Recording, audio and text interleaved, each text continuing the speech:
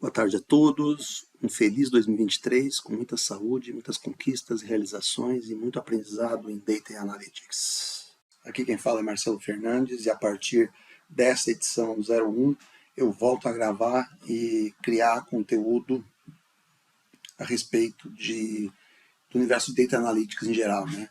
Dados, análise de dados, estatística, otimização matemática, análise exploratória, tudo que tem a ver com o universo de dados me interessa e me interessa também espalhar cada vez mais esse conteúdo pela comunidade, seja comunidade nacional, seja comunidade internacional. Tá?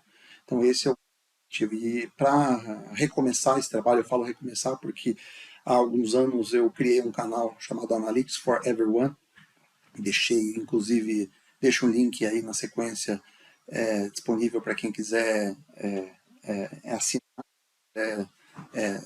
ver o que já foram criados e também receber notificações sobre os conteúdos que vão ser criados ao longo desse ano.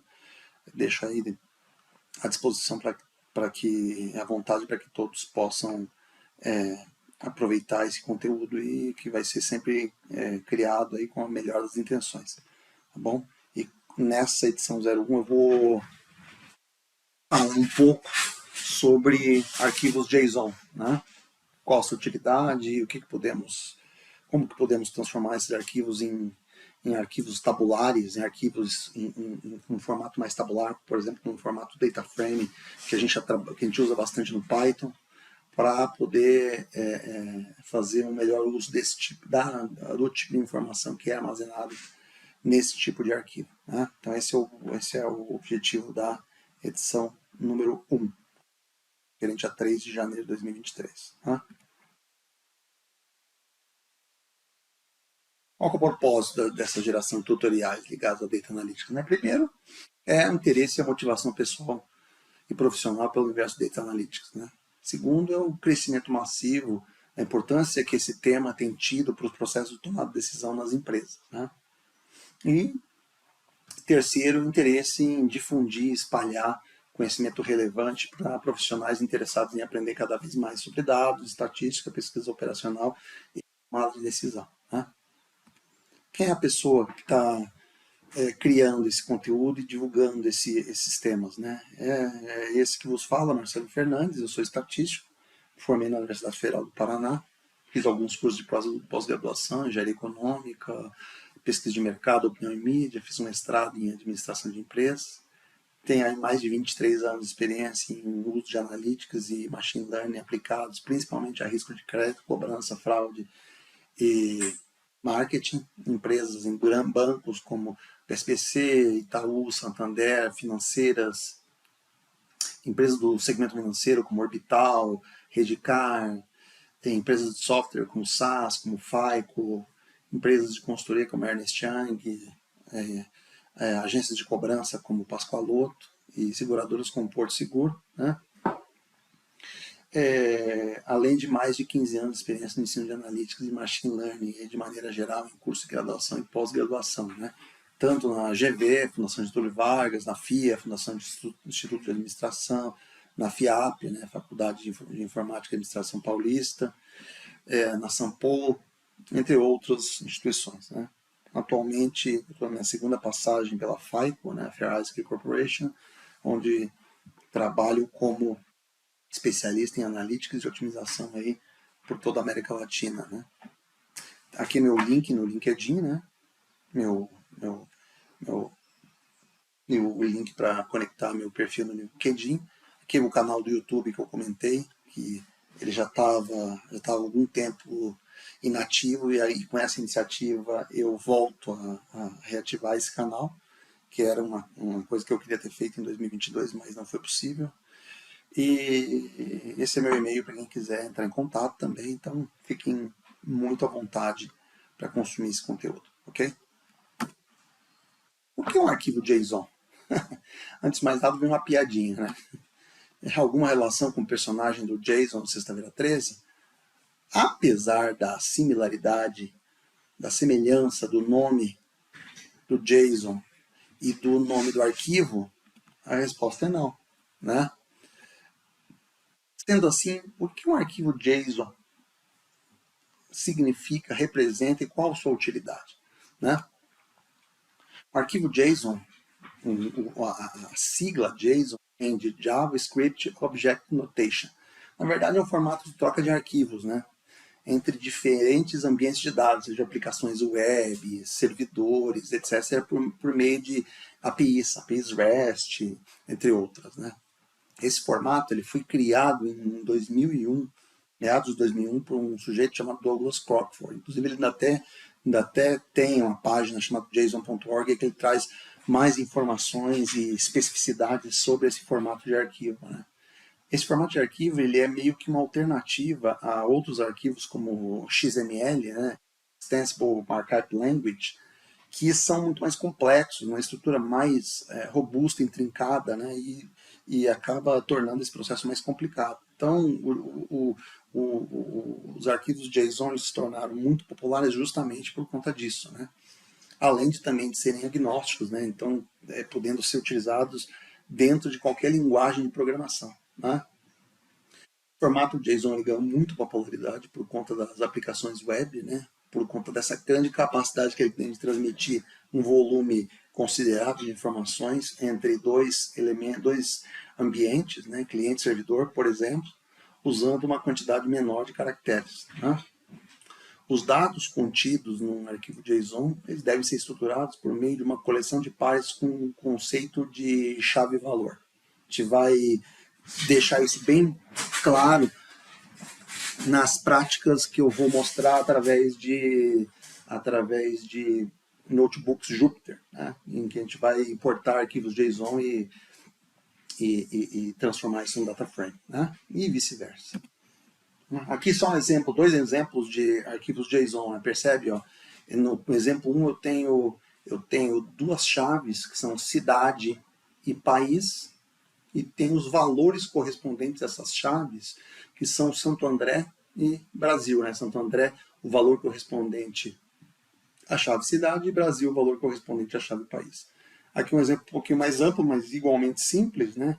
Eu tenho 5 chaves, 5 pares de chaves, né? ID, nome, matemática, física e química, né? Como nomes de matérias, né?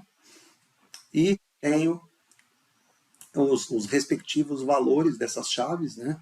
Que para 3, nesse caso aqui, 3 pessoas diferentes, né? 3 alunos diferentes. E a ideia do arquivo JSON é justamente isso. Nesse tipo de notação, nesse tipo de agrupamento, trazer muitas informações sobre diversos campos. Aqui um exemplo com 5 pares de chave-valor. Imagina que eu tivesse 300, 400. Ficaria um arquivo bastante complexo, né? Como transformar isso, e talvez muito difícil de ser visualizado, né? Como transformar isso num arquivo com formato tabular, que é o formato que a gente está mais acostumado a trabalhar, por exemplo, uma planilha Excel, uma tabela de um banco de dados, né? Um data frame, que é um conceito muito comum ao Python, né? Uma tabela, de maneira geral, que a gente consiga trabalhar e fazer todos os nossos processamentos analíticos de maneira geral, tá bom?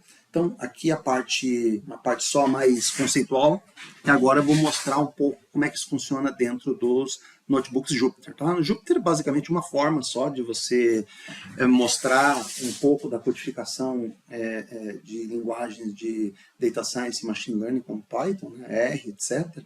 Poderia estar mostrando em outras IDEs, né, como PyCharm, como Visual Studio, etc. Mas eu gosto muito do Jupyter Notebook pela grande facilidade de manuseio, né, e também como ela é conhecida e utilizada pela comunidade de Data Science, não só no Brasil, como o mundo afora, né? Então, vamos direto para o Jupyter Notebook.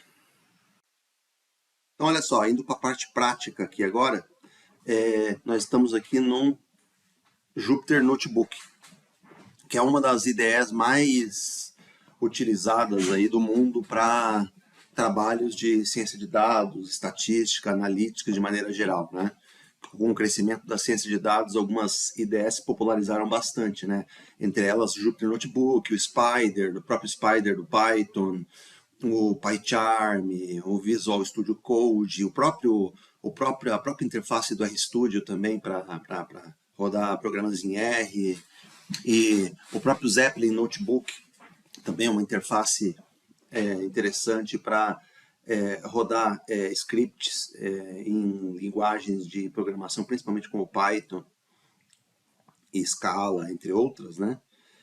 E aqui no Jupyter Notebook, a primeira coisa que a gente coloca, basicamente, quais são os pacotes que a gente vai precisar para poder executar os comandos, executar as análises que são do nosso interesse, né? Nesse caso, especificamente aqui, eu preciso só do Pandas. Então, eu estou importando o Pandas. Como eu já tenho o Pandas instalado na minha máquina, né, no meu computador, basicamente eu importo o Pandas, dou um apelido para ele aqui de PD, né? Um primeiro exemplo aqui, eu vou inserir manualmente um arquivo JSON, uma estrutura JSON, né, com somente um registro aqui, ó, e vou ler esse arquivo aqui no formato data frame. Então percebe aqui, só para colocar ele dentro de um objeto, eu coloco aqui quais são as chaves e os valores, né? Ó, então tem a chave ID aqui, o valor 834, chave nome, o valor Marcelo, né? Nesse caso o nome, né? Idade, né? Me tornei mais jovem aqui, né? 34 anos. E outra chave, nacionalidade brasileira, né? Para poder ler isso num data frame, tem um comandinho bem simples chamado read_JSON, né? Então, basicamente eu digo qual é o nome do objeto. Obviamente, como esse comando faz parte de uma biblioteca Pandas, e o Pandas eu apelidei como PD, basicamente aqui eu estou chamando esse data frame aqui de DF e eu vou ler o comando read_JSON, eu vou executar o comando read_JSON através da biblioteca Pandas, né? Para que eu executo isso, o que ele faz? Ele transforma essa estrutura JSON aqui num data frame. Tão simples quanto isso, né? Nada muito complexo.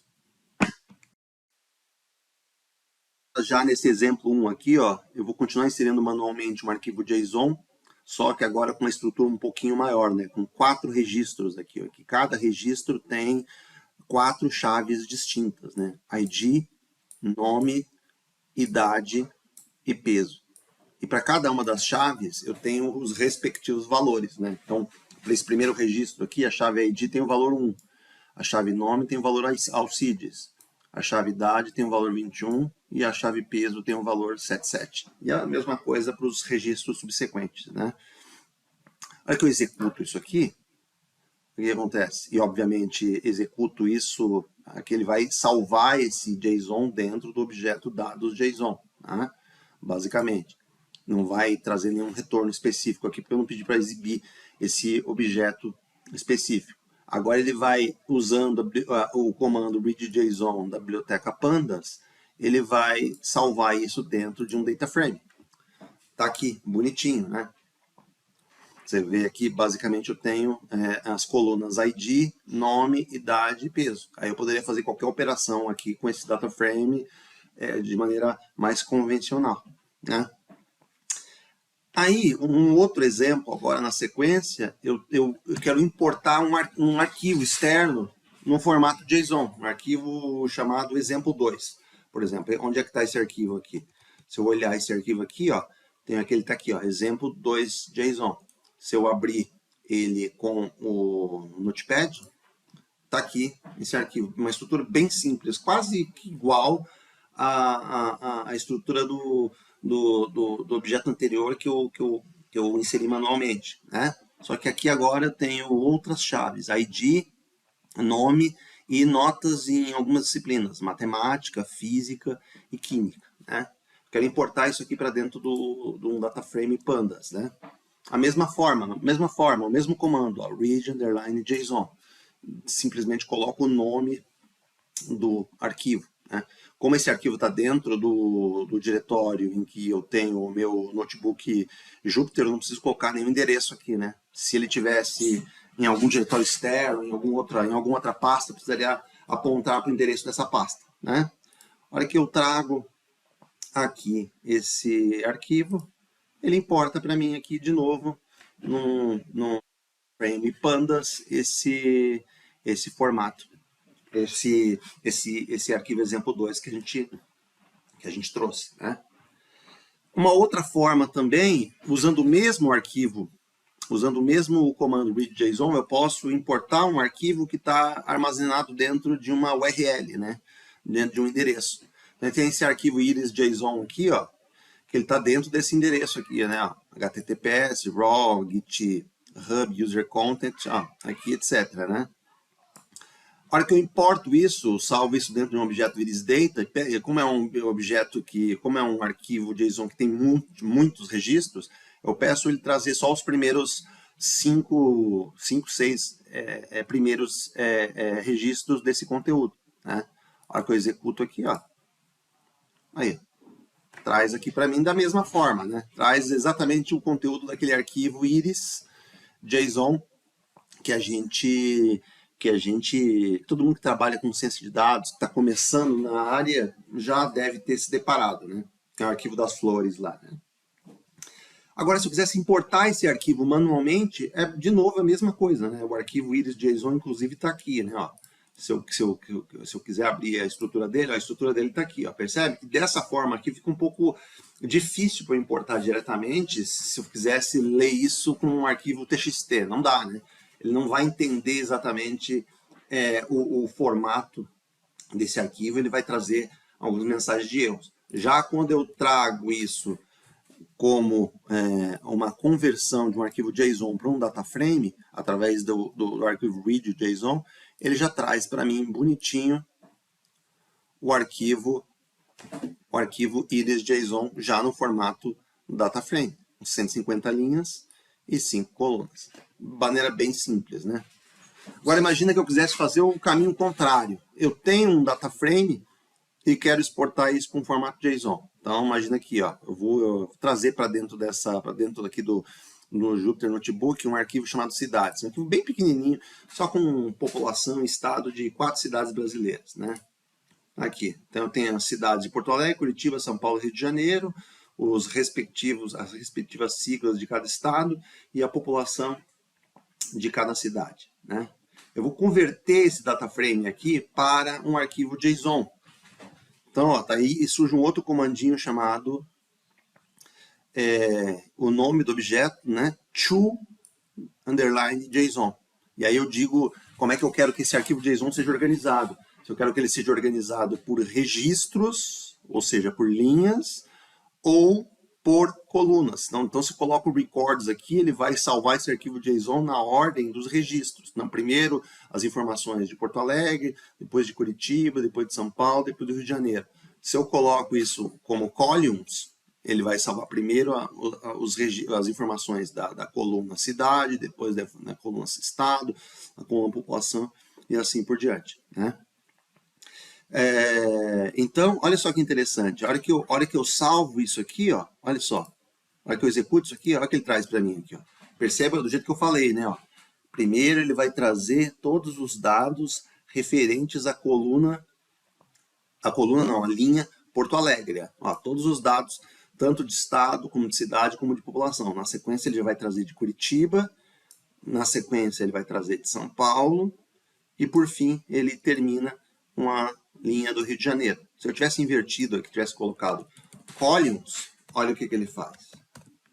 Ele pega e inverte a forma como ele salva, né? Então, primeiro ele vai salvar por coluna, cidade. Ele traz os dados de Porto Alegre, Curitiba, São Paulo e Rio de Janeiro. Depois ele vai salvar os dados da coluna estado, que traz lá as respectivas siglas. E por fim vai trazer os dados da coluna população.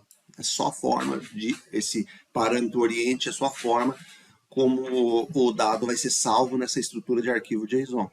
E por fim, para eu salvar isso num arquivo externo com formato JSON, eu simplesmente digo qual é o nome do data frame, to_JSON, né, o comando to_JSON, e aqui dentro eu coloco qual é o nome do arquivo com formato JSON que eu quero que ele salve.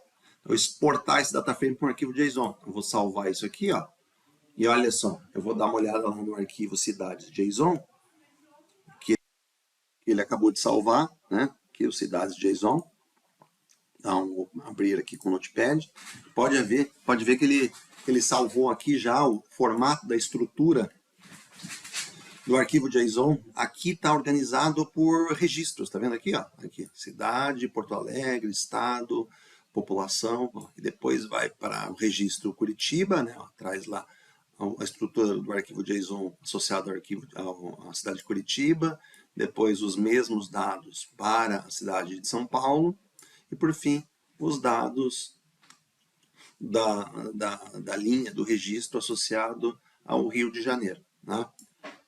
Aqui uma coisa interessante também, vale comentar, voltando aqui no arquivo notebook, ó, acabei incluindo aqui um parâmetro Oriente que funciona também aqui para exportação do arquivo JSON. Então você pode exportar um data frame, ó, e pode sugerir qual é a orientação que esse arquivo JSON tem que ter. Se é uma orientação por registros ou por colunas, conforme eu tinha explicado aqui no exemplo anterior. Né? Então, se você quiser salvar como registros, ele vai salvar nessa ordem aqui. Primeiro os registros da linha 1, depois as informações da linha 2, da linha 3, da linha 4, em cada estrutura do JSON.